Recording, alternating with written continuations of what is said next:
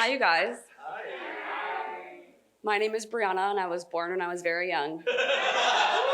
And I've been waiting 36 hours to make sure none of the rest of you said that, so thank you so much.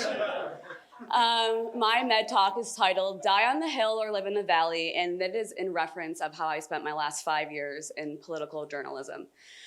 Now, some people would argue I'm not technically a journalist. This one dude from Financial Times, he yelled at me in a federal courthouse that I wasn't a journalist, so I chased him down the hallway into the bathroom. And then he went into the bathroom and I kept yelling at him through the door. Yeah, no. I got the story though. Yeah, that wasn't very enlightened of me. But it goes to show just how much this kind of lifestyle mentality of always getting the scoop, always being outraged at something, really seeped into my whole entire life. Not just yelling at Caleb all the time, but like other things too. Just like everything was just outrageous and wrong and headlines and like, what can I be super, super angry about? But I love writing. I've always been a writer. When I was growing up, my Nona, she doesn't speak English, and she would ask me to write all of her birthday cards, her funeral cards, her wedding cards. She couldn't write English, and she would like describe everything with her whole body, and I would be like, oh, I know that word, and I would write all of her cards for her. So being a writer for me was just was part of who I was. So it got to the point though where politics was not really the path. It was changing who I really am at my core. But the problem was that I had made this agreement with myself. In 2010, my dad was arrested, and his mugshot was all over the place. And all my friends were like passing around his mugshots, and like the local news had like comment sections, and it was really hard. I couldn't even open my laptop to get work done or open my phone. I thought it was just gonna like pop up, even though I wasn't on the internet. And I made a promise to myself that I would be the change I wanted to see in the world, that I would make all the content that I needed at 2 a.m. when I was trying to find a reason to live. And it was hard to sleep. I would do a lot of drugs just to not fall asleep, because every time I fell asleep, I had really bad nightmares. And I was like, God, I promise if you let me live, like I will write some shit and like it will make people happy, but like you gotta like help me through this.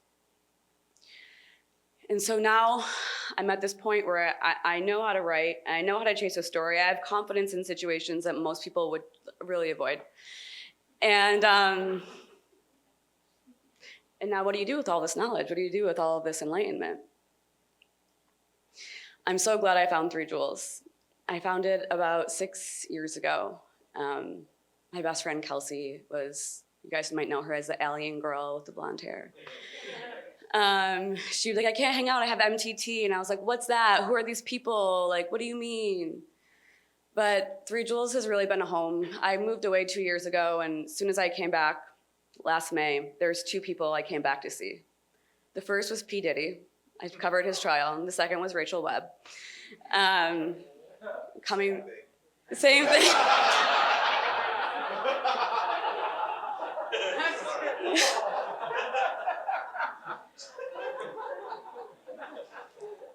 But there's something so special about these teachings that you can be yourself and still have really powerful thoughts about making other people better.